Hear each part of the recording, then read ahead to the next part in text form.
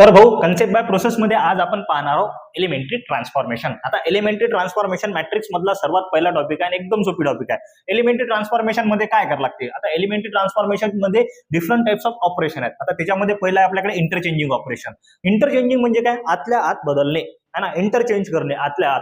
आता इंटरचेंजिंग मध्ये आपण रो मध्ये इंटरचेंज करू शकतो, कॉलम मध्ये इंटरचेंज. पहा याच्यामध्ये येऊ शकते R1 इंटरचेंज R2 किंवा कॉलम इंटरचेंज कॉलम, असं आपण याच्यामध्ये हे different types of operation perform करू शकतो. याच्यामध्ये R1 R2 इंटरचेंज केलं म्हणजे R1 च्या ठिकाणी R2 आला आणि R2 च्या ठिकाणी R1 आला, हे झालं एक इंटरचेंजिंग.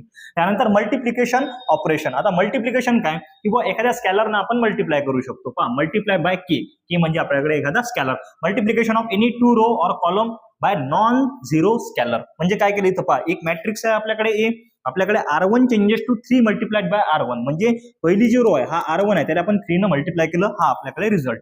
हे दोन ऑपरेशन झाले. आणखीन एक ऑपरेशन येते कंबाईन मध्ये, म्हणजे काय की ऍडिशन बी येते त्याच्यामध्ये आणि मल्टिप्लिकेशन बाय स्कॅलर, ह्या दोन्ही गोष्टी कंबाईन मध्ये.